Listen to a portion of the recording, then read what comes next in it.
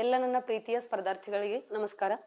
ಇವತ್ತು ನಾವು ಡಿಸ್ಕಷನ್ ಮಾಡ್ತಕ್ಕಂಥದ್ದು ಲಾಸ್ಟ್ ಕ್ಲಾಸ್ ಅಲ್ಲಿ ಸುಮಾರು ಒಂದು 20 ಜಿಲ್ಲೆಗಳ ಬಗ್ಗೆ ನಾವು ನೋಡಿದ್ವಿ. ಕರ್ನಾಟಕದ ಅಂದ್ರೆ ಸ್ಟೇಟ್ ಇಂಪಾರ್ಟೆಂಟ್ ನೋಡುವಾಗ ಅಥವಾ ಕರ್ನಾಟಕದ ಪ್ರಮುಖ ಜಿಲ್ಲೆಗಳನ್ನು ನೋಡುವಾಗ ನಾವು ಎಷ್ಟು ಅಂತಂದ್ರೆ 20 ಜಿಲ್ಲೆಗಳ ಬಗ್ಗೆ ಆಲ್ರೆಡಿ ನಾವು ಡಿಸ್ಕಷನ್ ಮಾಡಿದ್ವಿ. ಸೊ ಇನ್ನೊಂದು 11 ಜಿಲ್ಲೆಗಳು ಉಳಿದಿದ್ದಾವೆ. ಹಾಗಾದ್ರೆ ಇವಾಗ ನಾವು ನೋಡ್ತಕ್ಕಂಥ ಎಷ್ಟನೇದು ಅಂತಂದ್ರೆ 21ನೆಯ ಜಿಲ್ಲೆ. 21ನೆಯ ಜಿಲ್ಲೆಗೆ ಯಾವ್ದಿದೆ ಅಂತಂದ್ರೆ ಉತ್ತರ ಕನ್ನಡ ಜಿಲ್ಲೆ. ಅಂದ್ರೆ ಉತ್ತರ ಕನ್ನಡ ಜಿಲ್ಲೆ ಬಗ್ಗೆ ನಾವು ನೋಡ್ತಾ ಇದೀವಿ. 21ನೇ ಜಿಲ್ಲೆಯನ್ನಾಗಿ ಉತ್ತರ ಕನ್ನಡ ಜಿಲ್ಲೆ ನೋಡ್ತೀವಿ. ಇದ್ರ ಬಗ್ಗೆ ಪ್ರಮುಖವಾಗಿರ್ತಕ್ಕಂತ ಮಾಹಿತಿಗಳನ್ನ ಕೊಡ್ಬೇಕು ಅಂತಂದ್ರೆ 1930ರಲ್ಲಿ ಅಂಕೋಲಾ ಉಪ್ಪಿನ ಸತ್ಯಾಗ್ರಹ ಅಂದ್ರೆ ನಮಗೆ ಈ ಒಂದು ಆಧುನಿಕ ಭಾರತದ ಇತಿಹಾಸವನ್ನು ನೋಡಿದ್ರೆ ಅಂದ್ರೆ ನಮ್ಮ ಭಾರತದ ಇತಿಹಾಸವನ್ನು ತೆಗೆದು ನೋಡ್ರೆ ಅಲ್ಲಿ ದಂಡಿ ಮಾರ್ಚ್ ಅಂತ ಏನ್ ಕರಿತೀವಿ ಅದು ಉಪ್ಪಿನ ಸತ್ಯಾಗ್ರಹ ಅಂತ ಹೇಳ್ಬಿಟ್ಟು ಏನ್ ಕರಿತೀವಿ. ಅದೇ ರೀತಿ ಕರ್ನಾಟಕದಲ್ಲಿ ಉಪ್ಪಿನ ಸತ್ಯಾಗ್ರಹ ಎಲ್ಲಡಿತು 1930 ಅಂತಂದ್ರೆ ಅಂಕೋಲಾದಲ್ಲಿ ನಡೆಯುತ್ತೆ. 1900ರಲ್ಲಿ ಅಂಕೋಲಾದಲ್ಲಿ ಉಪ್ಪಿನ ಸತ್ಯಾಗ್ರಹ ನಡೆದಿರುತ್ತೆ. ಇದರ ನೇತೃತ್ವವನ್ನು ವಹಿಸ್ಕೊಂಡವ್ರು ಯಾರು ಅಂತಂದ್ರೆ MP ನಾಡಕರ್ಣಿ ಅಂತ ಹೇಳ್ತೀವಿ. ಸೊ MP ನಾಡಕರ್ಣಿ ಅವ್ರು ಏನ್ ಮಾಡ್ತಾರೆ ಅಂತಂದ್ರೆ ಈ ಒಂದು ಉಪ್ಪಿನ ಸತ್ಯಾಗ್ರಹದ ಅಥವಾ ಅಂಕೋಲಾ ಉಪ್ಪಿನ ಸತ್ಯಾಗ್ರಹದ ಚಳುವಳಿಯ ನೇತೃತ್ವವನ್ನು ವಹಿಸ್ಕೊಂಡಿರ್ತಾರೆ. ಸೊ ಈ ಉಪ್ಪಿನ ಸತ್ಯಾಗ್ರಹವನ್ನ ಬಾರ್ಡೋಲಿ ಸತ್ಯಾಗ್ರಹ ಅಂತ ಕೂಡ ಕರೀತಾರೆ. ಏನಂತ ಕರೀತಾರೆ ಅಂತಂದ್ರೆ ಬಾರ್ಡೋಲಿ ಅಂತ ಕೂಡ ಕರೀತಾರೆ. ಕರ್ನಾಟಕದ ಬಾರ್ಡೋಲಿ ಅಂತ ಹೇಳ್ಬಿಟ್ಟು ಯಾವ್ದು ಕರಿತೀವಿ ಅಂತಂದ್ರೆ ಈ ಒಂದು ಉತ್ತರ ಕನ್ನಡ ಜಿಲ್ಲೆಯನ್ನ ಕರಿತೀವಿ. ಹಾಗಾದ್ರೆ 1983 ಒಳಗಡೆ ಪಾಂಡುರಂಗ ಹೆಗಡೆ ನೇತೃತ್ವದಲ್ಲಿ ಉತ್ತರ ಕನ್ನಡ ಜಿಲ್ಲೆ ಒಳಗಡೆ ನಡೆಯುತ್ತೆ ಅಂತ ಅಪಿಕೋ ಚಳವಳಿ ನಡೆಯುತ್ತೆ. ಸೊ ನಮಗೆ ಭಾರತದ ಒಂದು ಪರಿಸರ ಸಂಬಂಧಪಟ್ಟಂಗಿರ್ತಕ್ಕಂಥ ಚಳುವಳಿಗಳನ್ನ ನೋಡಿದ್ರೆ ಚಿಪ್ಕೋ ಚಳುವಳಿ ಅಂತೇಳಿ ಯಾವ ರೀತಿ ಆಗಿರುತ್ತೋ ಸುಂದರ್ಲಾಲ್ ಬಹುಗುಣ ಅವ್ರ ನೇತೃತ್ವದೊಳಗಡೆ ಅದೇ ರೀತಿ ಚಳುವಳಿ ಏನಾಗುತ್ತೆ ಅಂದ್ರೆ ನಮ್ಮ ಕರ್ನಾಟಕದಲ್ಲಿ ಕೂಡ ಆಗಿರುತ್ತೆ. ಕರ್ನಾಟಕದ ಸರ್ಕಾರದ ಅಂದ್ರೆ ಈ ಒಂದು ಅರಣ್ಯ ಇಲಾಖೆಗೆ ಸಂಬಂಧಪಟ್ಟಾಗಿರ್ತಕ್ಕಂಥ ಗುತ್ತಿಗೆದಾರರು ಅರಣ್ಯ ಪ್ರದೇಶವನ್ನ ನಾಶ ಮಾಡ್ತಾ ಇರ್ತಾರೆ. ಸೊ ಆ ಅರಣ್ಯ ಪ್ರದೇಶವನ್ನ ನಾಶ ಮಾಡಬಾರ್ದು ಅಂತ ಹೇಳ್ಬಿಟ್ಟು ಅಲ್ಲಿರ್ತಕ್ಕಂಥ ರೈತರಾಗಿರ್ಬೋದು ಪರಿಸರವಾದಿಗಳಾಗಿರ್ಬೋದು ಈ ಒಂದು ಅಪಿಕೋ ಚಳುವಳಿಯನ್ನ ಆರಂಭ ಮಾಡ್ತಾರೆ. ಹಾಗಾದ್ರೆ ಈ ಅಪಿಕೋ ಚಳುವಳಿಯ ನೇತೃತ್ವ ವಹಿಸ್ಕೊಂಡಾರೆ ಯಾರು ಅಂತಂದ್ರೆ ಪಾಂಡುರಂಗ ಹೆಗಡೆ ಅವರು ವಹಿಸ್ಕೊಳ್ತಾರೆ. ಹಾಗಾದ್ರೆ ಎಷ್ಟಲ್ಲಿ ಒಂದು ಅಂದ್ರೆ ಅಪಿಕೋ ಚಳುವಳಿ ನಡೆದದ್ದು ಎಷ್ಟಲ್ಲಿ ಅಂತ ನೋಡಿದ್ರೆ 1983ರಲ್ಲಿ ನಡೆಯುತ್ತೆ. ಹಂಗಾದ್ರೆ ಉತ್ತರ ಕನ್ನಡ ಜಿಲ್ಲೆಯ ಮುಂಡಗೋಡದಲ್ಲಿ ಏನಾಗಿದೆ ಅಂತಂದ್ರೆ ಟಿಬೇಟಿಯನ್ನರ ಈ ಒಂದು ಮರು ವಸತಿ ಕೇಂದ್ರ ಇದೆ. ಟಿಬೇಟಿಯನ್ನರಿಗೆ ಸಂಬಂಧಪಟ್ಟಂಗೆ ಈ ಒಂದು ಮುಂಡಗೋಡ ಅಂತಕ್ಕಂಥ ಅಂದ್ರೆ ಬೌದ್ಧ ಧರ್ಮ ಸಂಬಂಧಪಟ್ಟಂಗಿರ್ತಕ್ಕಂಥ ಟಿಬೇಟ್ ಅಂತಂದ್ರೆ ನಾವು ಮುಖ್ಯವಾಗಿ ಯಾವ ಧರ್ಮವನ್ನು ನೋಡ್ತೀವಿ ಅಂದ್ರೆ ಬೌದ್ಧ ಧರ್ಮವನ್ನ ನೋಡ್ತೀವಿ. ಸೊ ಬೌದ್ಧ ಧರ್ಮಕ್ಕೆ ಸಂಬಂಧಪಟ್ಟಿರ್ತಕ್ಕಂಥ ಟಿಬೇಟಿಯನ್ನರದ ಒಂದು ಮುಂಡಗೋಡ ಅಂತಕ್ಕಂತಹ ಮರು ವಸತಿ ಕೇಂದ್ರವನ್ನು ಎಲ್ಲಿ ಸ್ಥಾಪನೆ ಮಾಡಲಾಗಿದೆ ಅಂತಂದ್ರೆ ಈ ಒಂದು ಉತ್ತರ ಕನ್ನಡ ಜಿಲ್ಲೆ ಒಳಗಡೆ ಸ್ಥಾಪನೆ ಮಾಡಲಾಗಿದೆ. ಅದೇ ರೀತಿ ಪ್ರಸಿದ್ಧ ಪ್ರವಾಸಿ ತಾಣವಾಗಿರ್ತಕ್ಕಂಥದ್ದು ಯಾವುದು ಅಂತಂದ್ರೆ ಯಾನ ಅಂತಕ್ಕಂತಹ ಪ್ರವಾಸಿ ತಾಣ. ಯಾವುದು ಅಂತಂದ್ರೆ ಪ್ರಸಿದ್ಧ ಪ್ರವಾಸಿ ತಾಣ ಅಂತಂದ್ರೆ ಯಾನ ಅಂತ ಹೇಳ್ತೀವಿ. ಈ ಯಾನ ಅಂತಕ್ಕಂಥದ್ದು ಕೂಡ ಇರೋದೆಲ್ಲಿ ಅಂತಂದ್ರೆ ಉತ್ತರ ಕನ್ನಡ ಜಿಲ್ಲೆಯಲ್ಲಿದೆ. ಹಾಗಾದ್ರೆ ಕರಾವಳಿ ತೀರ ಪ್ರದೇಶದಲ್ಲಿ ಒಂದಿರೋದು ಯಾವುದು ಅಂತಾರೆ ಉತ್ತರ ಕನ್ನಡ ಜಿಲ್ಲೆ. ಈ ಉತ್ತರ ಕನ್ನಡ ಜಿಲ್ಲೆ ಒಳಗಡೆ ಅಂಶಿ ರಾಷ್ಟ್ರೀಯ ಉದ್ಯಾನವನ ಕಂಡು ಬರುತ್ತೆ. ಅಂಶಿ ರಾಷ್ಟ್ರೀಯ ಉದ್ಯಾನವನ ಕಂಡು ಬರೋದಾಗಿರ್ಬೋದು ಅಥವಾ ಇನ್ನೊಂದು ಯಾವುದು ಅಂದ್ರೆ ದಾಂಡೇಲಿ ಹುಲಿ ಸಂರಕ್ಷಣಾ ತಾಣ ಅಂತ ಹೇಳ್ತೀವಿ. ಈ ಅಂಶಿ ರಾಷ್ಟ್ರೀಯ ಉದ್ಯಾನವನ ಆಗಿರ್ಬೋದು ಇನ್ನೊಂದು ಯಾವುದು ಅಂತಾರ ದಾಂಡೇಲಿ ಹುಲಿ ಮೀಸಲು ತಾಣ ಕೂಡ ಕಂಡುಬರೋದು ಎಲ್ಲಿ ಅಂತಂದ್ರೆ ಉತ್ತರ ಕನ್ನಡ ಜಿಲ್ಲೆ ಒಳಗಡೆ ಇದೆ. ಸೊ ಹಾಗಾದ್ರೆ ಉತ್ತರ ಕನ್ನಡ ಜಿಲ್ಲೆ ಸಂಬಂಧಪಟ್ಟಂಗೆ ಬೇಡ್ತಿ ನದಿಯಿಂದ ಮಾಗೋಡು ಜಲಪಾತ ಅಂತಕ್ಕಂಥ ಒಂದ್ ಜಲಪಾತ ಸೃಷ್ಟಿಯಾಗಿದೆ. ಅಂದ್ರೆ ಉತ್ತರ ಕನ್ನಡ ಜಿಲ್ಲೆಯಲ್ಲಿ ಹರಿತಕ್ಕಂಥ ಪ್ರಮುಖ ನದಿಗಳಲ್ಲಿ ಒಂದ್ ಯಾವುದು ಅಂದ್ರೆ ಬೇಡ್ತಿ ಆಗಿರ್ಬೋದು, ಕಾಳಿ ನದಿ ಆಗಿರ್ಬೋದು, ಅಘನಾಶಿನಿ ನದಿ ಆಗಿರ್ಬೋದು. ಸೊ ಇಲ್ಲಿ ಬೇಡ್ತಿ ನದಿಗೆ ಈ ಒಂದು ಬೇಡ್ತಿ ನದಿಯಿಂದ ಮಾಗೋಡು ಜಲಪಾತ ಸೃಷ್ಟಿಯಾಗಿದೆ. ಅಂದ್ರೆ ನ್ಯಾಚುರಲ್ ಆಗಿ ಸ್ವಾಭಾವಿಕವಾಗಿ ಬೇಡ್ತಿ ನದಿಯಿಂದ ನಿರ್ಮಾಣ ಆಗಿರ್ತಕ್ಕಂಥ ಜಲಪಾತ ಯಾವುದು ಅಂತಂದ್ರೆ ಮಾಗೋಡು ಜಲಪಾತ ಅಂತ ಹೇಳ್ತೀವಿ. ಅದೇ ರೀತಿ ಅಘನಾಶಿನಿ ನದಿಯಿಂದ ಯಾವುದು ಅಂತಂದ್ರೆ ಉಂಚಳ್ಳಿ ಜಲಪಾತ ನಿರ್ಮಾಣ ಆಗಿದೆ. ಹಾಗಾದ್ರೆ ಕಾಳಿ ನದಿಯಿಂದ ಲಾಲ್ಗುಳಿ ಮತ್ತು ಸಾತೋಡಿ ಫಾಲ್ಸ್ ಅಂತಕ್ಕಂತಹ ಫಾಲ್ಸ್ ಗಳಾಗಿರ್ಬೋದು ಅಂಡ್ ಸೋಂಡಾ ನದಿಯಿಂದ ಶಿವಗಂಗಾ ಜಲಪಾತ ಸೃಷ್ಟಿಯಾಗಿರ್ತವೆ. ಇವಿಷ್ಟು ಜಲಪಾತಗಳು ಪ್ರಮುಖವಾಗಿ ಏನಾಗಿದವು ಅಂದ್ರೆ ನಮ್ಮ ಈ ಒಂದು ಉತ್ತರ ಕನ್ನಡ ಜಿಲ್ಲೆ ಒಳಗಡೆ ಪ್ರಮುಖವಾಗಿ ನಿರ್ಮಾಣ ಆಗಿರ್ತಕ್ಕಂಥ ಜಲಪಾತಗಳು. ಒಂದು ಬೇಡ್ತಿ ನದಿಯಿಂದ ಮಾಗೋಡು ಜಲಪಾತ, ನೆಕ್ಸ್ಟ್ ಅಘನಾಶಿನಿ ನದಿಯಿಂದ ಉಂಚಳಿ ಜಲಪಾತ, ಕಾಳಿ ನದಿಯಿಂದ ಲಾಲ್ಗುಳಿ ಮತ್ತು ಸಾತೋಡಿ ಜಲಪಾತ, ಸೋಂಡಾ ನದಿಯಿಂದ ಯಾವುದು ಅಂತಂದ್ರೆ ಶಿವಗಂಗಾ ಜಲಪಾತಗಳು ಸೃಷ್ಟಿಯಾಗಿದ್ದಾವೆ. ಹಾಗಾದ್ರೆ ಉತ್ತರ ಕನ್ನಡ ಜಿಲ್ಲೆಯಲ್ಲಿ ಬರ್ತಕ್ಕಂಥ ಅತ್ತಿವೇರಿ ಅಂತಕ್ಕಂಥದ್ದು ಒಂದು ಪಕ್ಷಿಧಾಮ ಇದೆ. ಅಂದ್ರೆ ವನ್ಯಜೀವಿ ಧಾಮಗಳು ಕನ್ಸಿಡರ್ ಮಾಡ್ತೀವಿ. ಎಕ್ಸಾಕ್ಟ್ ಆಗಿ ಅಲ್ಲಿ ಏನಿದೆ ಅಂತಂದ್ರೆ ಪಕ್ಷಿಧಾಮ ಕೂಡ ಇದೆ. ಸೊ ಇಲ್ಲಿ ಬೇಡ್ತಿ ನದಿ ಅಂದಾಗ ಒಂದ್ ಪಾಯಿಂಟ್ ನೆನ್ಪಿಟ್ಕೊಡ್ರಿ. ಈ ಬೇಡ್ತಿ ನದಿಯ ಅಣೆಕಟ್ಟಿಗೆ ಸಂಬಂಧಪಟ್ಟಂಗೆ ಕೂಡ ಒಂದ್ ಚಳುವಳಿ ನಡೆದಿರತ್ತೆ. ಅಂತ ಬೇಡ್ತಿ ನದಿ ಅಣೆಕಟ್ಟು ಅಂದ್ರೆ ಈ ಒಂದು ಅನಸೂಯ ವರ್ಮಾ ಅಂತ ಹೇಳ್ಬಿಟ್ಟು ಅವ್ರ ಅಧ್ಯಕ್ಷತೆ ಒಳಗಡೆ ಬೇಡ್ತಿ ನದಿಗೆ ಹರಿತಾ ಇರುತ್ತೋ ಆ ಬೇಡ್ತಿ ನದಿ ಹರಿತಕ್ಕಂತ ನದಿಗೆ ಒಂದು ಬೇಡ್ತಿ ನದಿಯ ಅಣೆಕಟ್ಟನ್ನು ನಿರ್ಮಾಣ ಮಾಡಿ ಅಲ್ಲಿ ಜಲ ವಿದ್ಯುತ್ ಶಕ್ತಿಯನ್ನ ಪ್ರೊಡಕ್ಷನ್ ಮಾಡ್ಬೇಕು ಅನ್ನೋ ಸರ್ಕಾರದ ಯೋಜನೆ ಆಗಿರುತ್ತೆ. ಬಟ್ ಅಲ್ಲೇನಾದ್ರೂ ಅಣೆಕಟ್ಟನ್ನು ಕಟ್ಟಿದ್ರೆ ನೆಕ್ಸ್ಟ್ ಮುಂದಿನ ಹಳ್ಳಿಗಳಿಗೆ ನೀರಿನ ಸರಬರಾಜು ಪೂರೈಕೆ ಕಡಿಮೆ ಆಗುತ್ತೆ. ಜೊತೆಗೆ ಆ ಒಂದು ಜಲ ವಿದ್ಯುತ್ ಶಕ್ತಿಯನ್ನ ಪ್ರೊಡಕ್ಷನ್ ಮಾಡೋದ್ರಿಂದ ಅಲ್ಲಿ ಸರೌಂಡಿಂಗ್ ಇರ್ತಕ್ಕಂಥ ಪಕ್ಷಿ ಸಂಕುಲ ಪ್ರಾಣಿ ಸಂಕುಲದ ಎಫೆಕ್ಟ್ ಆಗ್ತತಿ ಅಂತ ಹೇಳ್ಬಿಟ್ಟು ಪರಿಸರ ಸಂಬಂಧಪಟ್ಟಾಗಿರ್ತಕ್ಕಂತಹ ಪರಿಸರವಾದಿಗಳು ಏನ್ ಮಾಡ್ತಾರೆ ಅಂತಂದ್ರೆ ಇದ್ರ ವಿರುದ್ಧ ದಂಗೆ ಹೇಳ್ತಾರೆ. ಅದ್ರ ಅಧ್ಯಕ್ಷತೆನ ವಹಿಸ್ಕೊಂಡ್ರೆ ಯಾರಿರ್ತಾರೆ ಅಂತಂದ್ರೆ ಅನಸೂಯ ವರ್ಮಾ ಅವ್ರು ಇದ್ದಾರೆ. ಯಾರು ಅಂತಂದ್ರೆ ಅನಸೂಯ ವರ್ಮಾ ಅಂತ ಹೇಳ್ತೀವಿ. ಸೊ ಬೇಡ್ತಿ ನದಿ ವಿರೋಧಿ ಕಾನೂನು ವಿರೋಧಿ ಚಳವಳಿ ಕೂಡ ಏನಾಗುತ್ತೆ ಅಂದ್ರೆ ಉತ್ತರ ಕನ್ನಡ ಜಿಲ್ಲೆಯಲ್ಲಿ ನಡೆಯುತ್ತೆ. ಸೊ ಅದ್ರ ಬೇಡ್ತಿ ನದಿಗೆ ಅಡ್ಡಲಾಗಿ ಒಂದು ಜಲಪಾತ ಸೃಷ್ಟಿಯಾಗಿರೋದು ಯಾವ್ದು ಅಂದ್ರೆ ಮಾಗೋಡು ಜಲಪಾತ. ನೆಕ್ಸ್ಟ್ ಅಗ್ನಾಶಿ ನದಿಗೆ ಯಾವ್ದು ಅಂತಂದ್ರ ಉಂಚಳಿ ಜಲಪಾತ. ನೆಕ್ಸ್ಟ್ ಕಾಳಿ ನದಿಗೆ ಯಾವ್ದು ಅಂದ್ರೆ ಲಾಲ್ಗುಡಿ ಮತ್ತು ಸಾತೋಡಿ ಜಲಪಾತ. ನೆಕ್ಸ್ಟ್ ಸೋಂಡಾ ನದಿಗೆ ಯಾವ್ದು ಅಂತಾರ ಶಿವಗಂಗಾ ಜಲಪಾತ. ಉತ್ತರ ಕನ್ನಡ ಜಿಲ್ಲೆಯ ಮುಂಡಗೋಡದಲ್ಲಿ ಟಿಬೇಟಿಯನ್ ನಾವಾಗ್ಲೇ ಹೇಳಿದೆ, ಉತ್ತರ ಕನ್ನಡ ಜಿಲ್ಲೆ ಒಳಗಡೆ ಬೌದ್ಧ ಧರ್ಮ ಸಂಬಂಧಪಟ್ಟಂಗೆ ಇರ್ತಕ್ಕಂತಹ ಟಿಬೇಟಿಯನ್ನರ್ದು ಏನಾಗಿದೆ ಅಂತಂದ್ರೆ ಈ ಒಂದು ಮರು ವಸತಿ ಕೇಂದ್ರವನ್ನು ಎಲ್ಲಿ ಸ್ಥಾಪನೆ ಮಾಡಿದ್ದಾರೆ ಅಂತಾರ ಉತ್ತರ ಕನ್ನಡ ಜಿಲ್ಲೆಯಲ್ಲಿ ಸ್ಥಾಪನೆ ಮಾಡಿದ್ದಾರೆ. ಇನ್ನ ಕಾಳಿ ನದಿಯ ಎಡದಂಡೆ ಮೇಲಿರ್ತಕ್ಕಂಥ ಕೈಗಾ ಅಣುಶಕ್ತಿ ವಿದ್ಯುತ್ ಸ್ಥಾವರವನ್ನು ಏನ್ ಮಾಡ್ತೀವಿ ಅಂದ್ರೆ ಉತ್ತರ ಕನ್ನಡ ಜಿಲ್ಲೆಯಲ್ಲಿ ನೋಡ್ತೀವಿ. ಹೌದಾ, ಕೈಗಾ ಅಣುಶಕ್ತಿ ಸ್ಥಾವರ ಅಥವಾ ಅಣು ವಿದ್ಯುತ್ ಸ್ಥಾವರವನ್ನು ಎಲ್ಲಿ ನೋಡ್ತೀವಿ ಅಂತಂದ್ರ ಸ್ಪೆಷಲಿ ಕಾಳಿ ನದಿಯ ಎಡದಂಡೆ ಮೇಲ್ಗಡೆ ಸ್ಥಾಪನೆ ಆಗಿರ್ತಕ್ಕಂಥದ್ದು ಯಾವುದು ಅಂತಾರ ಉತ್ತರ ಕನ್ನಡ ಜಿಲ್ಲೆಯ ಕೈಗಾ. ಕರ್ನಾಟಕದಲ್ಲಿ ಇರ್ತಕ್ಕಂತಹ ಏಕೈಕ ಅಣುವಿದ್ಯುತ್ ಸ್ಥಾವರ ಯಾವುದು ಅಂತಂದ್ರ ಕೈಗಾ. ಯಾಕಂದ್ರೆ ಸುಮಾರು ಕರ್ನಾಟಕದಲ್ಲಿ ಸುಮಾರು ಅಣುಶಕ್ತಿ ಸ್ಥಾವರಗಳಿದಾವೆ. ನಮ್ಮ ಕರ್ನಾಟಕದಲ್ಲಿ ಇರ್ತಕ್ಕಂಥದ್ದು ಯಾವುದು ಅಂತಂದ್ರ ಕರ್ನಾಟಕದ ಕೈಗಾ ಅಣುಶಕ್ತಿ ಸ್ಥಾವರ ಅಂತ ಹೇಳ್ತೀವಿ. ಹೌದಾ, ಸೊ ಹಾಗಾದ್ರೆ ಕದಂಬರ ರಾಜಧಾನಿಯಾಗಿರ್ತಕ್ಕಂತಹ ಬನವಾಸಿ ವರದಾ ನದಿ ದಂಡೆ ಮೇಲಿದೆ ಇದೆ. ಹೌದಾ, ಸೊ ಬನವಾಸಿ ಅಂತ ಏನ್ ನೋಡ್ತೀವಿ ಯಾರ ರಾಜಧಾನಿ ಆಗಿತ್ತು ಅಂತಂದ್ರ ನಮ್ಮ ಕರ್ನಾಟಕವನ್ನ ಆಳಿರ್ತಕ್ಕಂತಹ ಮೊಟ್ಟ ಮೊದಲ ಕನ್ನಡದ ಮನೆತನ ಅಂತ ಏನ್ ಕರಿತೀವಿ ಯಾವುದು ಅಂತಂದ್ರ ಕದಂಬರು. ಸೊ ಅವರ ರಾಜಧಾನಿ ಯಾವ್ದಾಗಿತ್ತು ಅಂದ್ರ ಬನವಾಸಿ ಆಗಿತ್ತು. ಈ ಬನವಾಸಿ ಅನ್ನೋದು ಕೂಡ ಏನು ಅಂತಂದ್ರ ಈ ಒಂದು ನಮ್ಮ ಉತ್ತರ ಕನ್ನಡ ಜಿಲ್ಲೆ ಒಳಗಡೆ ಕಂಡು ಬರುತ್ತೆ. ಹಾಗಾದ್ರೆ ಇಲ್ಲಿ ಪ್ರತಿ ವರ್ಷ ಕದಂಬ ಉತ್ಸವ ನಡೆಸ್ತಾರೆ. ಈ ಕದಂಬ ಉತ್ಸವದಿಂದ ಯಾವ ಪ್ರಶಸ್ತಿಯನ್ನ ಕೊಡ್ತಾರೆ ಅಂತಂದ್ರ ಪಂಪ ಪ್ರಶಸ್ತಿಯನ್ನ ಕೊಡ್ತಾರೆ. ಯಾಕಂದ್ರ ಪಂಪ ಯಾವ ಯಾವ ಯಾವ ಅಂದ್ರೆ ಅವ್ರದ್ದು ಊರು ಯಾವ್ದು ಅಂತಂದ್ರ ಬನವಾಸಿಯವರು. ಸೊ ಪಂಪ ಪ್ರಶಸ್ತಿಯನ್ನ ಏನ್ ಮಾಡ್ತಾರೆ ಅಂತಂದ್ರ ಈ ಕದಂಬ ಉತ್ಸವದಲ್ಲಿ ಇಡ್ಲಾಗತ್ತೆ. ಸೊ ಹಾಗಾದ್ರೆ ಬನವಾಸಿಯ ಪ್ರಾಚೀನ ಹೆಸರೇನಾಗಿತ್ತು ಅಂತಾರ ವೈಜಯಂತಿಪುರ ಅಂತ ಕರಿತಾ ಇದ್ರು. ಬನವಾಸಿಯ ಪ್ರಾಚೀನ ಹೆಸರೇನಾಗಿತ್ತು ಅಂದ್ರ ವೈಜಯಂತಿಪುರ. ಇನ್ನ ಕಾರವಾರದಲ್ಲಿ ಅಂದ್ರ ಉತ್ತರ ಕನ್ನಡ ಜಿಲ್ಲೆ ಬರ್ತಕ್ಕಂತಹ ಒಂದು ಕರಾವಳಿ ತೀರ ಪ್ರದೇಶ ಆಗಿರೋದು ಯಾವುದು ಅಂತಾರ ಈ ಕಾರವಾರದೊಳಗಡೆ ಸೀ ಬರ್ಡ್ ಅಥವಾ INS ಕದಂಬ ಅಂತಕ್ಕಂಥ ನೌಕಾನೆಲೆ ಏನ್ ಮಾಡಿದ್ದಾರೆ ಅಂತಂದ್ರೆ ಸ್ಥಾಪನೆ ಮಾಡಿದ್ದಾರೆ. ಹೌದಾ, ನಿಮ್ಗೆಲ್ಲರಿಗೂ ಗೊತ್ತು ಸೀ ಬರ್ಡ್ ಅಥವಾ INS ಅಂತಕ್ಕಂಥ ನೌಕಾನೆಲೆಯನ್ನು ಎಲ್ಲಿ ಸ್ಥಾಪನೆ ಮಾಡಿದ್ದಾರೆ ಅಂತಂದ್ರೆ ಕಾರವಾರದಲ್ಲಿ ಸ್ಥಾಪನೆ ಮಾಡಿದ್ದಾರೆ. ಹಾಗಾದ್ರೆ ಕರ್ನಾಟಕದಲ್ಲಿ ಅತಿ ಹೆಚ್ಚು ಅರಣ್ಯ ಹೊಂದಿರತಕ್ಕಂತಹ ಜಿಲ್ಲೆ ಯಾವುದು ಅಂತಂದ್ರ ಉತ್ತರ ಕನ್ನಡ ಜಿಲ್ಲೆ. ನಮ್ಮ ಕರ್ನಾಟಕದೊಳಗಡೆ ಅತಿ ಹೆಚ್ಚು ಅರಣ್ಯ ಪ್ರದೇಶ ಹೊಂದಿರತಕ್ಕಂತಹ ಜಿಲ್ಲೆ ಯಾವುದು ಅಂತಂದ್ರ ಉತ್ತರ ಕನ್ನಡ ಜಿಲ್ಲೆ. ಅದ್ರ ಜೊತೆಗೆ ಈ ಒಂದು ಕರಾವಳಿ ತೀರ ಪ್ರದೇಶವನ್ನು ಕೂಡ ಯಾವ್ದು ಹೊಂದಿದೆ ಅಂತಂದ್ರ ಉತ್ತರ ಕನ್ನಡ ಜಿಲ್ಲೆಯಲ್ಲಿ ಹೊಂದಿರೋದು. ಹಂಗಾದ್ರೆ ಅದು ಬಿಟ್ರೆ ಉತ್ತರ ಕನ್ನಡ ಜಿಲ್ಲೆಯಲ್ಲಿ ಜಲಪಾತಗಳ ಜಿಲ್ಲೆ ಅಂತ ಕರಿತೀವಿ. ನಾವು ಸುಮಾರು ಜಲಪಾತವನ್ನ ಅವಾಗ್ಲೇ ನೋಡಿದ್ವಿ. ಹೌದಾ, ಸೊ ಮಾಗೋಡು ಫಾಲ್ಸ್ ಆಗಿರ್ಬೋದು, ಲಾಲ್ಗುಳಿ ಫಾಲ್ಸ್ ಆಗಿರ್ಬೋದು, ಸಾತೋಡಿ ಫಾಲ್ಸ್ ಆಗಿರ್ಬೋದು. ಹೌದಾ, ಸೊ ಶಿವಗಂಗಾ ಫಾಲ್ಸ್ ಆಗಿರ್ಬೋದು, ಸುಮಾರು ಜಲಪಾತಗಳನ್ನ ನಾವು ನೋಡಿದ್ವಿ. ಅತಿ ಹೆಚ್ಚಿನ ಜಲಪಾತಗಳು ಕಂಡು ಬರೋದ್ರಿಂದ ಇದನ್ನ ಏನಂತ ಕರೀತಾರೆ ಅಂತಂದ್ರ ಜಲಪಾತಗಳ ಜಿಲ್ಲೆ ಅಂತ ಕರೀತಾರೆ. ಹಾಗಾದ್ರೆ ಉತ್ತರ ಕನ್ನಡದ ದಾಂಡೇಲಿ ಅಂತಕ್ಕಂಥದ್ದು ಏನಾಗುತ್ತೆ ಅಂತಾರ ಕಾಗದ ಉತ್ಪಾದನೆಗೆ ಪ್ರಸಿದ್ಧಿ ಪಡೆದಿದೆ. ಉತ್ತರ ಕನ್ನಡ ಜಿಲ್ಲೆಯಲ್ಲಿ ಇರ್ತಕ್ಕಂತಹ ದಾಂಡೇಲಿ ಅಂತಕ್ಕಂಥದ್ದು ಏನಾಗುತ್ತೆ ಅಂತಂದ್ರೆ ಈ ಒಂದು ಯಾವ್ದು ಪ್ರಸಿದ್ಧಿಯಾಗಿದೆ ಅಂತಂದ್ರೆ ಕಾಗದದ ಉತ್ಪಾದನೆ. ಮಧ್ಯಪ್ರದೇಶದ ನೇಪಾನಗರ ಭಾರತದಲ್ಲಿ ಅತಿ ಹೆಚ್ಚು ಅಂದ್ರೆ ಪೇಪರ್ ಮಿಲ್ ಇರೋದು ಯಾವ್ದು, ಅದು ಪೇಪರ್ ಕಾರ್ಖಾನೆ ಇರೋದು ಯಾವ್ದು ಅಂದ್ರೆ ಉತ್ತರ ಪ್ರದೇಶ, ಇದು ಮಧ್ಯಪ್ರದೇಶದ ನೇಪಾನಗರ. ನಮ್ಮ ಕರ್ನಾಟಕದಲ್ಲಿ ಇರ್ತಕ್ಕಂಥ ಕಾಗದ ಉತ್ಪಾದನೆ ಪ್ರಸಿದ್ಧಿ ಆಗಿರೋದು ಯಾವ್ದು ಅಂತಂದ್ರೆ ಈ ಒಂದು ಉತ್ತರ ಕನ್ನಡ ಜಿಲ್ಲೆಯಲ್ಲಿ ಇರ್ತಕ್ಕಂತಹ ದಾಂಡೇಲಿ ಒಳಗಡೆ ಫೇಮಸ್ ಆಗಿರೋದು. ಇನ್ನ ಕಾರವಾರದಲ್ಲಿ ರವೀಂದ್ರನಾಥ್ ಟ್ಯಾಗೂರ್ ಅವರ ಬೀಚ್ ಕೂಡ ಕಂಡು ಬರುತ್ತೆ. ಇಲ್ಲಿ ಕಾಣಿಸುತ್ತೆ ನಿಮಗೆ. ಸೊ ರವೀಂದ್ರನಾಥ್ ಟ್ಯಾಗೂರ್ ಅವರ ಹೆಸರು ಮೇಲ್ಗಡೆ ಏನಾಗುತ್ತೆ ಅಂದ್ರೆ ಒಂದು ಬೀಚ್ ಕೂಡ ಸ್ಥಾಪನೆ ಆಗಿದೆ. ಕಾರವಾರವನ್ನ ಏನಂತ ಕರೀತಾರೆ ಅಂತಾರ ಕಡಲ ತೀರದ ಕಾಶ್ಮೀರ ಅಂತ ಕರೀತಾರೆ. ಕಾರವಾರವನ್ನ ಕಡಲ ತೀರದ ಕಾಶ್ಮೀರ ಅಂತ ಕರೀತಾರೆ. ಯಾವ್ದನ್ನ ಅಂತಾರ ಕಾರವಾರವನ್ನ. ಸೊ ಇದು ಕಂಡು ಬರೋದು ಎಲ್ಲಿ ಅಂತಾರ ಉತ್ತರ ಕನ್ನಡ ಜಿಲ್ಲೆಯಲ್ಲಿ. ಇನ್ನ ಅರ್ಧ ಚಂದ್ರಾಕೃತಿಯಲ್ಲಿ ಇರ್ತಕ್ಕಂತಹ ಓಮ್ ಬೀಚ್ ಗೋಕರ್ಣ ಸಮೀಪದಲ್ಲಿದೆ. ಸೊ ಇಲ್ಲಿ ನಿಮ್ಗೆ ಕಾಣಿಸುತ್ತೆ. ಸೊ ನೀವು ತೆಗೆದು ನೋಡಿ, ಯಾಕಂದ್ರೆ ಅದ್ರ ಶೇಪ್ ಹೆಂಗಿದೆ ಅಂತಂದ್ರ ಓಮ್ ಅಂದ್ರೆ ದೂರದಿಂದ ನೋಡಿದ್ರೆ ಅಂದ್ರೆ ಎತ್ತರದಲ್ಲಿ ಇದ್ಕೊಂಡು ನೋಡಿದ್ರೆ ಅದ್ರ ಶೇಪ್ ಹೆಂಗ್ ಕಂಡ್ ಬರುತ್ತೆ ಅಂತಾರ ಓಮ್ ಏನ್ ಶೇಪ್ ಇರುತ್ತೋ ಆ ಶೇಪ್ ಅಲ್ಲಿ ಕಂಡು ಬರೋದ್ರಿಂದ ಸೊ ಅದಕ್ಕೆ ಏನಂತ ಕರೀತಾರೆ ಅಂದ್ರೆ ಓಮ್ ಬೀಚ್ ಅಂತಾನೆ ಕರೀತಾರೆ. ಸೊ ಇದು ಎಲ್ಲಿ ಕಂಡು ಬರುತ್ತೆ ಅಂದ್ರೆ ಗೋಕರ್ಣದ ಹತ್ತಿರದಲ್ಲಿ ಕಂಡು ಬರುತ್ತೆ. ಸೊ ಇದು ಕೂಡ ಕಂಡು ಬರೋದು ಎಲ್ಲಿ ಅಂತ ಉತ್ತರ ಕನ್ನಡ ಜಿಲ್ಲೆ. ಇನ್ನ ಇಲ್ಲಿರ್ತಕ್ಕಂಥ ಪ್ರಮುಖ ಬುಡಕಟ್ಟು ಸಮುದಾಯ ಯಾವುದು ಅಂತಾರ ಸಿದ್ಧಿ ಅಂತಕ್ಕಂಥ ಬುಡಕಟ್ಟು ಸಮುದಾಯ ಉತ್ತರ ಕನ್ನಡ ಜಿಲ್ಲೆ ಒಳಗಡೆ ಕಂಡು ಬರುತ್ತೆ.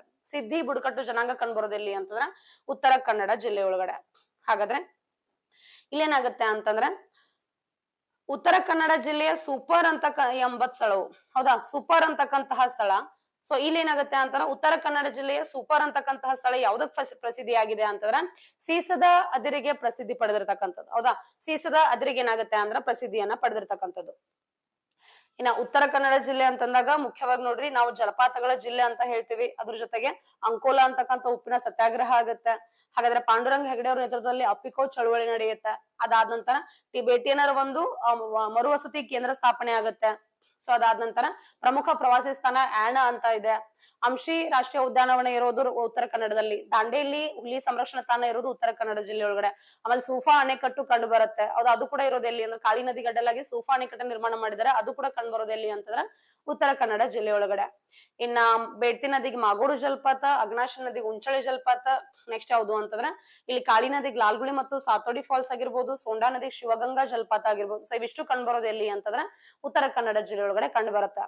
ಜೊತೆಗೆ ಅತ್ತಿವೇರಿ ಅಂತಕ್ಕಂತಹ ವನ್ಯಜೀವಿ ಧಾಮ ಕೂಡ ಫೇಮಸ್, ಅದು ಪಕ್ಷಿ ಧಾಮ ಇದೆ. ಅಂಡ್ ನೆಕ್ಸ್ಟ್ ಯಾವುದು ಅಂತಾರೆ ಕೈಗಾ ಅಣುಶಕ್ತಿ ಸ್ಥಾವರ ಇದೆ ಕಾಳಿ ನದಿಯ ಎಡದಂಡೆ ಮೇಲ್ಗಡೆ. ನೆಕ್ಸ್ಟ್ ಕದಂಬರ ರಾಜಧಾನಿ ಆಗಿರ್ತಕ್ಕಂಥ ಬನವಾಸಿ ಬಹಳಷ್ಟು ಫೇಮಸ್, ಅಲ್ಲಿ ಕದಂಬೋತ್ಸವ ಆಗುತ್ತೆ ಅಂಡ್ ಅಲ್ಲಿ ಪಂಪ ಪ್ರಶಸ್ತಿಯನ್ನು ಕೂಡ ಪ್ರದಾನ ಮಾಡ್ತಾರೆ. ಅಂಡ್ ಅದ್ ಬಿಟ್ರೆ ಬನವಾಸಿಯ ಹಳೆ ಹೆಸರು ಏನು ಅಂತಾರ ವೈಜಯಂತಿಪುರ ಅಂತ ಕರಿತೀವಿ. ಇನ್ನ ಕಾರವಾರದೊಳಗಡೆ INS ಕದಂಬ ಅಥವಾ ಸೀಬರ್ಡ್ ನೌಕಾನೆಲೆ ಅಂತಕ್ಕಂಥ ನೌಕಾನೆಲೆಯನ್ನು ಸ್ಥಾಪನೆ ಆಗಿದೆ. ಇನ್ನ ಜೊತೆಗೆ ಅತಿ ಹೆಚ್ಚು ಅರಣ್ಯ ಪ್ರದೇಶ ಹೊಂದಿರತಕ್ಕಂತ ಜಿಲ್ಲೆ ಯಾವುದು ಅಂತಂದ್ರ ಅದು ಉತ್ತರ ಕನ್ನಡ ಜಿಲ್ಲೆ. ಜೊತೆಗೆ ಜಲಪಾತಗಳ ಜಿಲ್ಲೆ ಅಂತ ಯಾವ್ದು ಕರಿತೀವಿ ಅಂತಂದ್ರ ಉತ್ತರ ಕನ್ನಡ ಜಿಲ್ಲೆಯನ್ನ ಕರಿತೀವಿ. ಹಾಗಾದ್ರೆ ದಾಂಡೇಲಿ ಒಳಗಡೆ ಕಾಗದ ಉತ್ಪಾದನೆ ಬಹಳಷ್ಟು ಫೇಮಸ್ ಆಗಿರೋದು, ಪ್ರಸಿದ್ಧಿಯನ್ನ ಪಡ್ಕೊಂಡಿರೋದು. ಅಂಡ್ ರವೀಂದ್ರನಾಥ್ ಠಾಗೂರ್ ಈ ಒಂದು ಬೀಚ್ ಕಂಡು ಬರುತ್ತೆ ಎಲ್ಲಿ ಅಂದ್ರೆ ಉತ್ತರ ಕನ್ನಡ ಜಿಲ್ಲೆ ಒಳಗಡೆ. ಜೊತೆಗೆ ಓಂ ಬೀಚ್ ಆಗಿರ್ಬಹುದು ಅಥವಾ ಗೋಕರ್ಣ ಸಮೀಪದಲ್ಲಿ ಓಂ ಬೀಚ್ ಕಂಡು ಬರುತ್ತೆ. ಸಿದ್ಧಿ ಅಂತಕ್ಕಂಥ ಬುಡಕಟ್ಟು ಸಮುದಾಯ ಏನಾಗುತ್ತೆ ಅಂತಾರ ಬಹಳಷ್ಟು ಪ್ರಮುಖವಾಗಿರ್ತಕ್ಕಂಥದ್ದು. ಸೊ ಇದೇನು ಅಂತಾರ ಕರಾವಳಿ ತೀರ ಪ್ರದೇಶ ಮತ್ತು ಕರ್ನಾಟಕದೊಳಗಡೆ ಅತಿ ಹೆಚ್ಚು ಅರಣ್ಯ ಪ್ರದೇಶ ಹೊಂದಿರತಕ್ಕಂತಹ ಉತ್ತರ ಕನ್ನಡ ಜಿಲ್ಲೆ.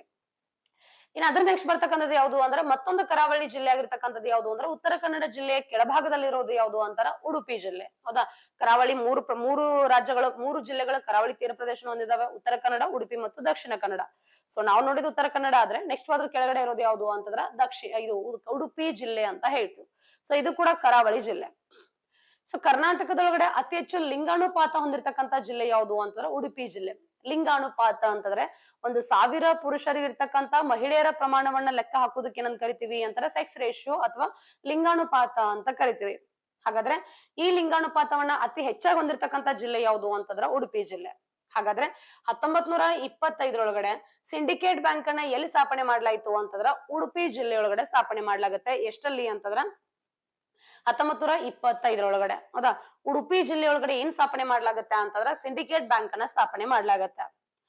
ಉಡುಪಿಯಲ್ಲಿ ಮಣಿಪಾಲ್ ಅಂತಕ್ಕಂತಹ ವಿಶ್ವವಿದ್ಯಾಲಯ ಇದೆ. ಆ ಸಿಂಡಿಕೇಟ್ ಬ್ಯಾಂಕ್ ಕೂಡ ಸ್ಥಾಪನೆ ಆಗಿದ್ದಲ್ಲಿ ಅಂತರ ಉಡುಪಿಯ ಮಣಿಪಾಲ್ ಒಳಗಡೆ ಸ್ಥಾಪನೆ ಆಗುತ್ತೆ. ಉಡುಪಿ ಒಳಗಡೆ ಪ್ರಮುಖವಾಗಿರ್ತಕ್ಕಂಥ ಒಂದು ವಿಶ್ವವಿದ್ಯಾಲಯ ಯಾವುದು ಅಂತಂದ್ರ ಮಣಿಪಾಲ್ ಅಂತಕ್ಕಂಥ ವಿಶ್ವವಿದ್ಯಾಲಯ ಕೂಡ ಕಂಡು ಬರುತ್ತೆ. ಇನ್ನ ಇದು ಬಿಟ್ರೆ ಉಡುಪಿ ಜಿಲ್ಲೆ ಒಳಗಡೆ ಸೆಂಟ್ ಮೇರೀಸ್ ದ್ವೀಪ ಅಂತಕ್ಕಂಥದ್ದು ಬಹಳಷ್ಟು ಇಂಪಾರ್ಟೆಂಟ್ ಆಗಿರ್ತಕ್ಕಂತಹ ದ್ವೀಪ ಯಾವುದು ಅಂತಂದ್ರೆ ಸೆಂಟ್ ಮೇರೀಸ್ ದ್ವೀಪ ಅಂತ ಹೇಳ್ತೀವಿ. ಅಂಡ್ ಇಲ್ಲಿ ಇದನ್ನ ಸ್ಥಳೀಯವಾಗಿ ಏನಂತ ಕರೀತಾರೆ ಅಂದ್ರೆ ತೊನ್ಸೆಫಾರ್ ದ್ವೀಪ ಅಂತ ಕೂಡ ಕರೀತಾರೆ. ಸೆಂಟ್ ಮೇರೀಸ್ ದ್ವೀಪವನ್ನ ಆ ಭಾಗದೊಳಗಡೆ ಸ್ಥಳೀಯವಾಗಿ ಏನ್ ಕರೀತಾರೆ ಅಂತಂದ್ರೆ ತೊನ್ಸೆಫಾರ್ ದ್ವೀಪ ಅಂತ ಕೂಡ ಕರೀತಾರೆ. ಇನ್ನ ರಾಷ್ಟ್ರಕವಿ ಗೋವಿಂದ ಪೈ ಅವ್ರದ್ದು ಸಂಶೋಧನಾ ಕೇಂದ್ರ ಕೂಡ ಎಲ್ಲಿದೆ ಅಂತಂದ್ರೆ ಈ ಒಂದು ಉಡುಪಿ ಒಳಗಡೆ ಇದೆ. ರಾಷ್ಟ್ರಕವಿ ಅಂತ ಕರೆಸ್ಕೊಳ್ತಕ್ಕಂಥ ಗೋವಿಂದ ಪೈ ಅವ್ರದ್ದು ಈ ಒಂದು ಸಂಶೋಧನಾ ಕೇಂದ್ರವನ್ನು ಎಲ್ಲಿ ಸ್ಥಾಪನೆ ಮಾಡ್ಲಾಗುತ್ತೆ ಅಂತಂದ್ರೆ ಈ ಒಂದು ಉಡುಪಿಯಲ್ಲಿ ಸ್ಥಾಪನೆ ಮಾಡ್ಲಾಗಿದೆ. ಜೊತೆಗೆ museum of anatomy and pathology ಕೂಡ ಏನಾಗುತ್ತೆ ಅಂತಂದ್ರೆ ಉಡುಪಿ ಒಳಗಡೆ ಕಂಡು ಬರುತ್ತೆ. ಹೌದಾ.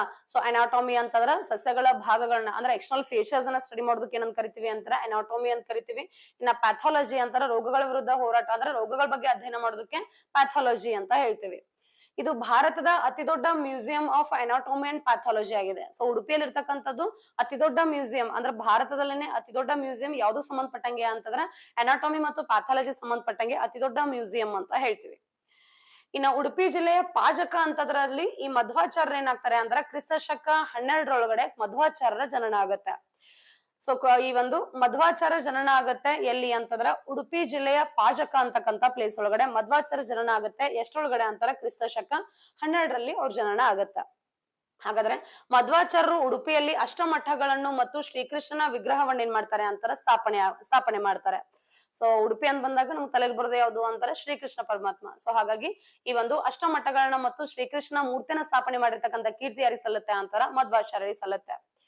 ಅದ್ರ ಜೊತೆಗೆ ಉಡುಪಿಯಲ್ಲಿ ಕಣಕಣ ಕಿಂಡಿ ಅಂತಕ್ಕಂಥದ್ದು ಬಹಳಷ್ಟು ಫೇಮಸ್. ಅಂಡ್ ಜೊತೆಗೆ ಮರವಂತೆ ಮತ್ತು ಮಲ್ಪೆ ಬೀಚ್ ಗಳಾಗಿರ್ತಕ್ಕಂತಹ ಬೀಚ್ ಗಳು ಕೂಡ ಏನಾಗ್ತಾವು ಅಂತಂದ್ರೆ ಇಲ್ಲಿ ಕಂಡು ಬರ್ತವೆ. ಇತ್ತೀಚೆಗೆ ಒಂದು ನ್ಯೂಸ್ ಒಳಗಡೆ ಇತ್ತು, ಈ ಕರ್ನಾಟಕದ ಮರೀನಾ ಅಂತ ಬಿಟ್ಟು ಯಾವ್ದು ಕರಿತೀವಿ ಅಂತಂದ್ರೆ ಸೋಮೇಶ್ವರ್ ಬೀಚ್ ಕರಿತೀವಿ. ಆ ಸೋಮೇಶ್ವರ್ ಬೀಚ್ ಇರೋದು ಎಲ್ಲಿ ಅಂತಂದ್ರ ಉಡುಪಿ ಒಳಗಡೆ. ಹೌದಾ. ಕರ್ನಾಟಕದ ಮರೀನಾ ಅಂತೇಳಿ ಯಾವ ಬೀಚ್ ಕರಿತೀವಿ ಅಂದ್ರೆ ಸೋಮೇಶ್ವರ ಬೀಚ್ ಕರಿತೀವಿ. ಸೋಮೇಶ್ವರ ಬೀಚ್ ಕಂಡು ಬರೋದು ಎಲ್ಲಿ ಅಂತಂದ್ರ ಈ ಒಂದು ಉಡುಪಿ ಒಳಗಡೆ. ಮಲ್ಪೆ ಬೀಚ್ ಆಗಿರ್ಬೋದು, ಮರಿವಂತೆ ಬೀಚ್ ಆಗಿರ್ಬೋದು, ಇವು ಕೂಡ ಏನಾಗ್ತಾವು ಅಂದ್ರೆ ಉಡುಪಿ ಜಿಲ್ಲೆ ಒಳಗಡೆ ಕಂಡು ಬರ್ತವೆ. ಸೊ ಹಾಗಾದ್ರೆ ಕರ್ನಾಟಕದ ಕರಾವಳಿ ತೀರ ಪ್ರದೇಶ ಕರಾವಳಿ ತೀರದ ಜಿಲ್ಲೆಗಳಲ್ಲಿ ಒಂದ್ ಯಾವುದು ಅಂತಂದ್ರೆ ಉಡುಪಿ ಜಿಲ್ಲೆ ಕೂಡ ಒಂದು. ಸೊ ಅತಿ ಹೆಚ್ಚು ಲಿಂಗಾನುಪಾತವನ್ನು ಹೊಂದಿರತಕ್ಕಂತ ಜಿಲ್ಲೆ ಯಾವುದು ಅಂತಂದ್ರೆ ಉಡುಪಿ ಆಗಿದೆ. 1925ರಲ್ಲಿ ಸಿಂಡಿಕೇಟ್ ಬ್ಯಾಂಕ್ ಅನ್ನ ಸ್ಥಾಪನೆ ಮಾಡ್ಲಾಗತ್ತೆ.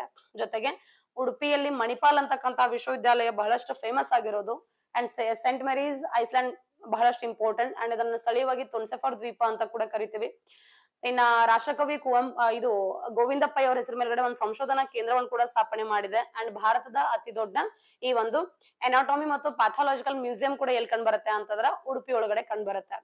ಇನ್ನ ಉಡುಪಿ ಜಿಲ್ಲೆಯ ಪಾಜಕ ಅಂತದ್ರಲ್ಲಿ ಮಧ್ವಾಚಾರ್ಯರ ಏನ್ ಮಾಡ್ತಾರೆ ಮಧ್ವಾಚಾರ್ಯರ ಜನನ ಆಗುತ್ತೆ. ಸೊ ಹಾಗಾದ್ರೆ ಮಧ್ವಾಚಾರ್ಯರು ಉಡುಪಿಯಲ್ಲಿ ಅಷ್ಟಮಠಗಳನ್ನ ಮತ್ತು ಶ್ರೀಕೃಷ್ಣ ಮೂರ್ತಿಯನ್ನ ಏನ್ ಮಾಡ್ತಾರೆ ಸ್ಥಾಪನೆ ಮಾಡ್ತಾರೆ ಈ ಉಡುಪಿಯಲ್ಲಿ ಕನಕನ ಕಿಂಡಿ ಅನ್ನೋದು ಸೊ ಕಂಡು ಬರುತ್ತೆ. ಅಂಡ್ ಪ್ರಮುಖವಾಗಿ ಸೋಮೇಶ್ವರ್ ಬೀಚ್ ಆಗಿರ್ಬೋದು, ಮರವಂತೆ ಬೀಚ್ ಆಗಿರ್ಬೋದು, ಮಲ್ಪೆ ಬೀಚ್ ಆಗಿರ್ಬೋದು, ಇವುಗಳು ಕೂಡ ಏನಾಗ್ತಾವು ಅಂತಂದ್ರೆ ಕಂಡು ಬರ್ತವೆ. ಇನ್ನ ಇದೇ ಕರಾವಳಿ ತೀರದ ಇರತಕ್ಕಂತಹ ಮತ್ತೊಂದು ಜಿಲ್ಲೆ ಯಾವುದು ಅಂತಂದ್ರ ದಕ್ಷಿಣ ಕನ್ನಡ. 3 ಕರಾವಳಿ ಜಿಲ್ಲೆಗಳು ಅಂತ ಹೇಳಿದ್ರೆ ಉತ್ತರ ಕನ್ನಡ, ಅದ್ರ ಕೆಳಗಡೆ ಉಡುಪಿ, ಅದ್ರ ಕೆಳಗಡೆ ಯಾವುದು ಅಂದ್ರ ದಕ್ಷಿಣ ಕನ್ನಡ ಜಿಲ್ಲೆ. ಹಂಗಾದ್ರೆ ದಕ್ಷಿಣ ಕನ್ನಡ ಜಿಲ್ಲೆ 1956ಕ್ಕಿಂತ ಮುಂಚೆ ಮದ್ರಾಸ್ ಪ್ರಾಂತ್ಯದೊಳಗಡೆ ಅಂದ್ರೆ ಮೈಸೂರು ಪ್ರಾಂತ್ಯ ಆಗೋಕ್ಕಿಂತ ಮುಂಚೆ ಅಂದ್ರೆ ಮೈಸೂರು ಪ್ರಾಂತ್ಯ ಏನ್ ಮದ್ರಾಸ್ ಪ್ರಾಂತ್ಯ ಬಾಂಬೆ ಪ್ರಾಂತ್ಯ ಅಂತ ಏನಿರ್ತಲ್ಲ ಏಕೀಕರಣಕ್ಕಿಂತ ಮುಂಚೆ ಅವಾಗ ದಕ್ಷಿಣ ಕನ್ನಡ ಜಿಲ್ಲೆ ಯಾವ ಒಂದು ಪ್ರಾಂತ್ಯದಲ್ಲಿ ಇತ್ತು ಅಂತಂದ್ರೆ ಮದ್ರಾಸ್ ಪ್ರಾಂತ್ಯದಲ್ಲಿ ಇರುತ್ತೆ.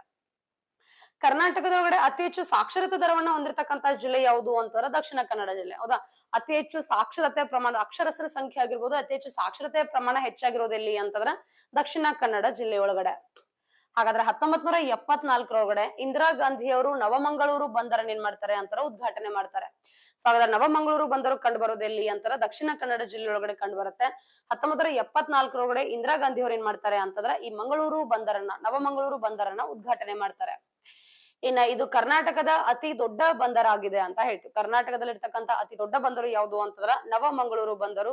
ಸೊ ಹಾಗಾದ್ರೆ ಈ ಮಂಗಳೂರು ಬಂದರನ್ನ ಏನಂತ ಕರಿತೀವಿ ಅಂತಾರ ಕರ್ನಾಟಕದ ಹೆಬ್ಬಾಗಿಲು ಅಂತ ಕರಿತೀವಿ. ಹೌದಾ, ಸೊ ನವಮಂಗಳೂರು ಬಂದರನ್ನ ಏನಂತ ಕರಿತೀವಿ ಅಂತಾರ ಕರ್ನಾಟಕದ ಹೆಬ್ಬಾಗಿಲು ಅಂತ ಕರಿತೀವಿ. ಸೊ ಈ ಮಂಗಳೂರು ಕಂಡು ಬರೋದು ಎಲ್ಲಿ ಅಂತಂದ್ರ ದಕ್ಷಿಣ ಕನ್ನಡದಲ್ಲಿ.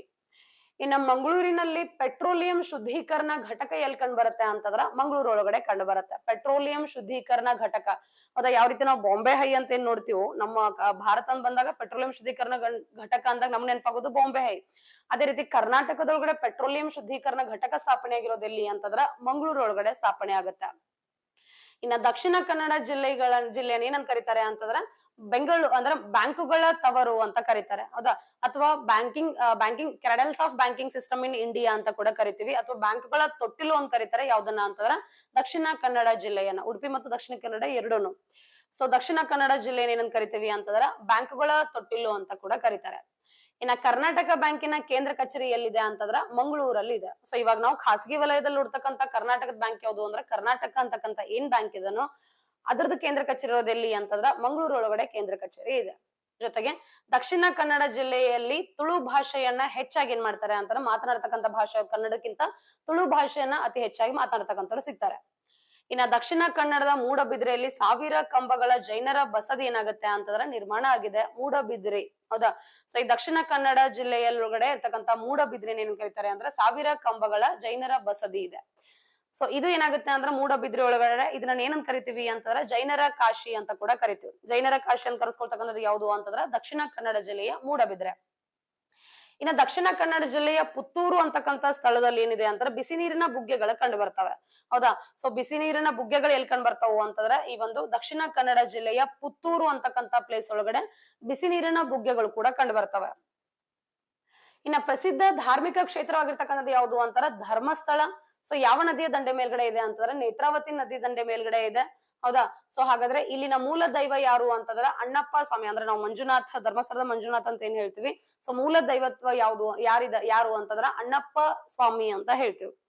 ಸೊ ಹಾಗಾದ್ರೆ ಧರ್ಮಸ್ಥಳ ಕಂಡುಬರೋದು ಕೂಡ ಯಾವ ನದಿ ತೀರದಲ್ಲಿ ಅಂತಂದಾಗ ನೇತ್ರಾವತಿ ನದಿಗೆ ಸಂಬಂಧಪಟ್ಟಂಗೆ. ಸೊ ನೇತ್ರಾವತಿ ನದಿ ತೀರದಲ್ಲಿ ಕಂಡು ಬರುತ್ತೆ. ಜೊತೆಗೆ ಇಲ್ಲಿ ಕೋಣವನ್ನು ಸ್ಪರ್ಧೆಗಳಿಗೆ ಬಳಸ್ತಕ್ಕಂತಹ ಕಂಬಳ ಕೂಡ ಪ್ರಸಿದ್ಧ ಜಾನಪದ ಕ್ರೀಡೆಯಾಗಿದೆ.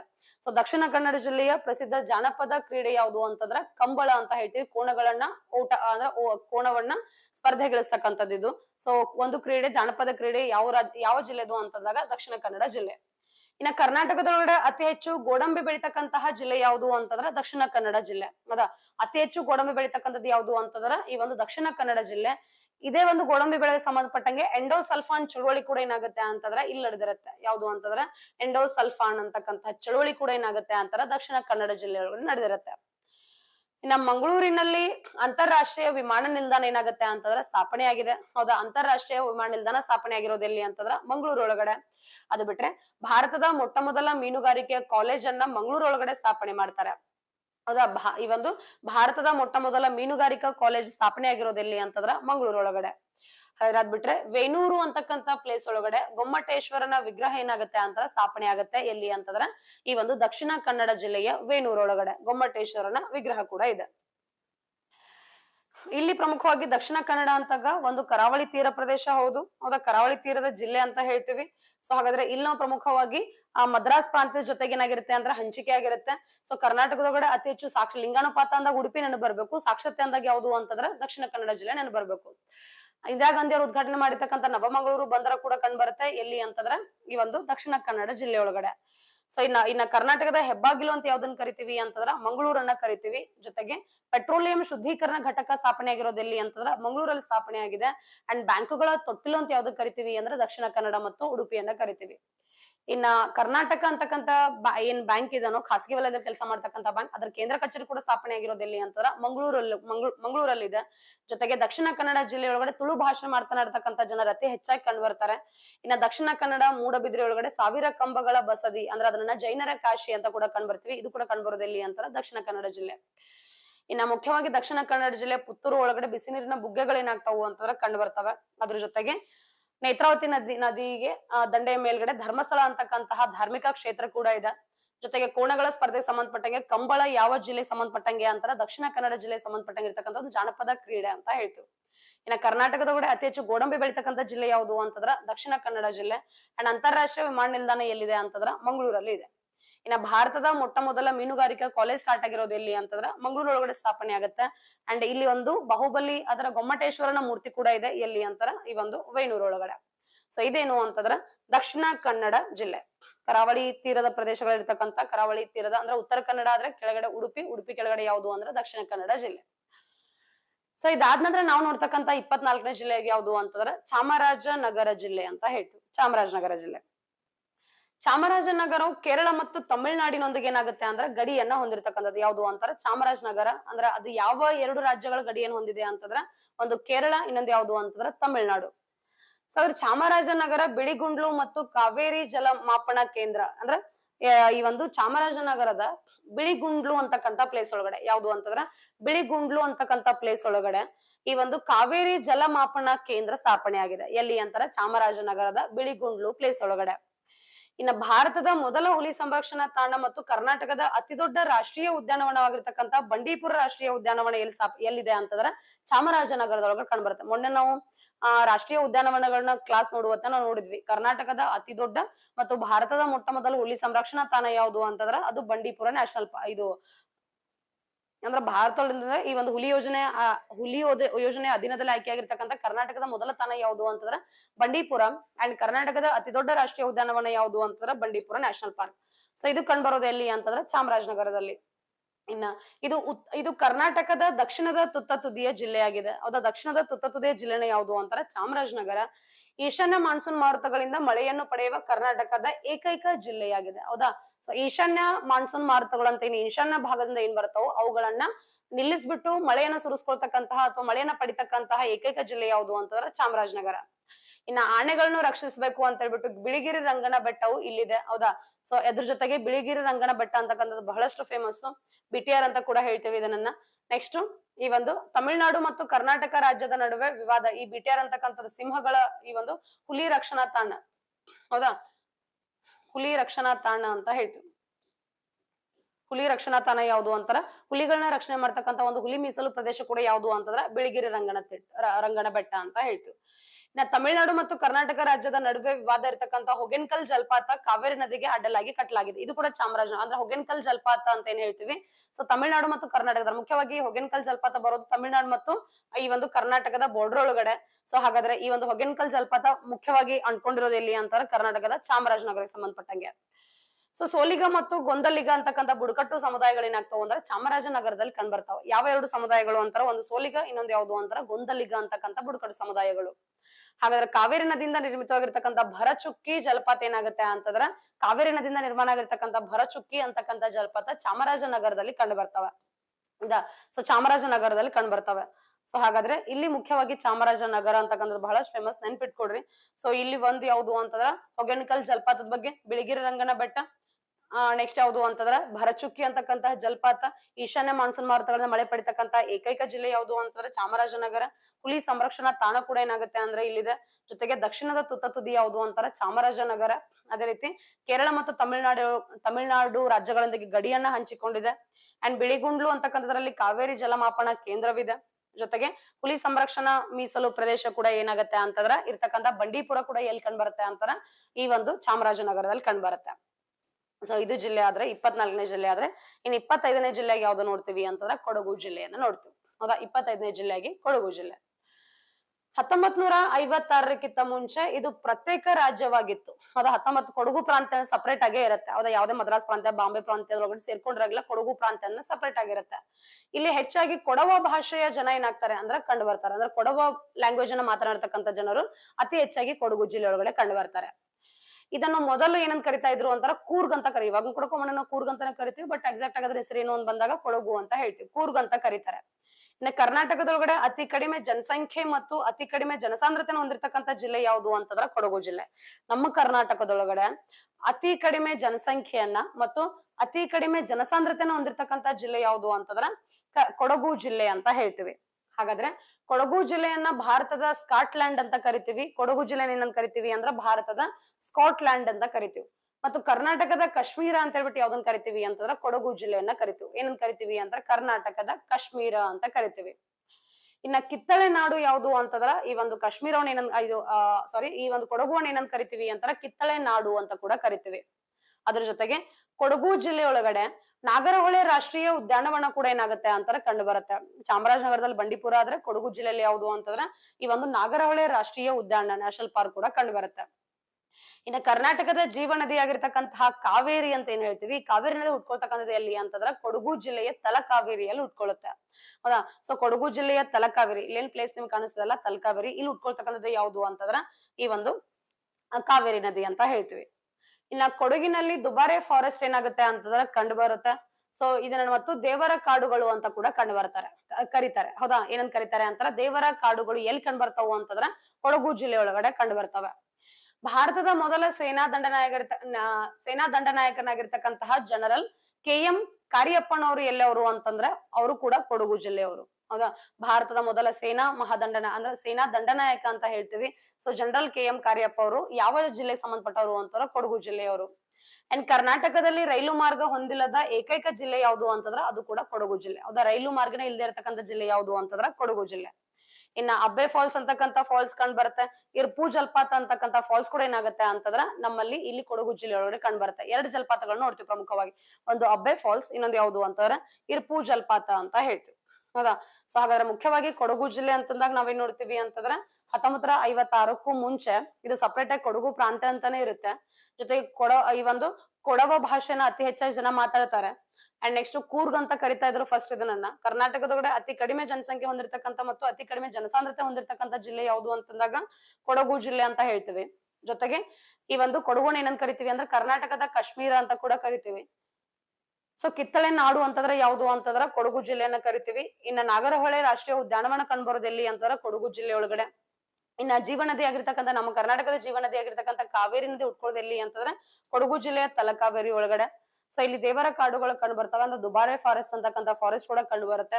ಜೊತೆಗೆ ಸೇನಾ ದಂಡನಾಯಕನಾಗಿರ್ತಕ್ಕಂಥ ಭಾರತದ ಮೊಟ್ಟ ಮೊದಲ ಸೇನಾ ದಂಡನಾಯಕನಾಗಿರ್ತಕ್ಕಂತಹ ಜನರಲ್ ಕಾರ್ಯಪ್ಪ ಕೂಡ ಯಾವ ಜಿಲ್ಲೆಗೆ ಸಂಬಂಧಪಟ್ಟವರು ಅಂತಂದ್ರ ಕೊಡಗು ಜಿಲ್ಲೆಯವರು. ಇನ್ನ ರೈಲು ಮಾರ್ಗನೇ ಇಲ್ಲದೆ ಇರತಕ್ಕಂತ ಏಕೈಕ ಜಿಲ್ಲೆ ಯಾವುದು ಅಂತಂದ್ರೆ ಕರ್ನಾಟಕದೊಳಗಡೆ ಅದು ಕೊಡಗು. ಇನ್ನ ಅಬ್ಬೆ ಫಾಲ್ಸ್ ಅಂತಕ್ಕಂಥದ್ದಾಗಿರ್ಬೋದು, ಇರ್ಪು ಜಲಪಾತ ಅಂತಕ್ಕಂಥದ್ದು ಮುಖ್ಯವಾಗಿ ಏನಾಗುತ್ತೆ ಅಂತಾರ ಕೊಡಗು ಜಿಲ್ಲೆ ಒಳಗಡೆ ಕಂಡು ಬರುತ್ತೆ. ಸೊ ಇವಿಷ್ಟು ಏನು ಅಂತಂದ್ರೆ ನಾವಿವತ್ತು ನೋಡಿರ್ತಕ್ಕಂತಹ 5 ಜಿಲ್ಲೆಗಳು. ಒಂದು ಉತ್ತರ ಕನ್ನಡ, ಅದಾದ ನಂತರ ಉಡುಪಿ, ಅದಾದ ನಂತರ ದಕ್ಷಿಣ ಕನ್ನಡ, ಚಾಮರಾಜನಗರ ಮತ್ತು ಕೊಡಗು ಅಂತ ಹೇಳ್ತೀವಿ. ಸೊ ರಿಮೈನಿಂಗ್ ಇನ್ನ 6 ಡಿಸ್ಟ್ರಿಕ್ಟ್ ಗಳು ಉಳಿತವೆ. ಸೊ ನೆಕ್ಸ್ಟ್ ಕ್ಲಾಸ್ ಒಳಗಡೆ 6 ಡಿಸ್ಟ್ರಿಕ್ಟ್ ಡಿಸ್ಕಸ್ ಮಾಡೋಣ. Thank you. ಈ ಕ್ಲಾಸ್ ನಿಮ್ಗೆ ಇಷ್ಟ ಆದ್ರೆ ಲೈಕ್ ಮಾಡಿ, ಶೇರ್ ಮಾಡಿ ಅಂಡ್ ಸಬ್ಸ್ಕ್ರೈಬ್ ಮಾಡಿ. Thank you.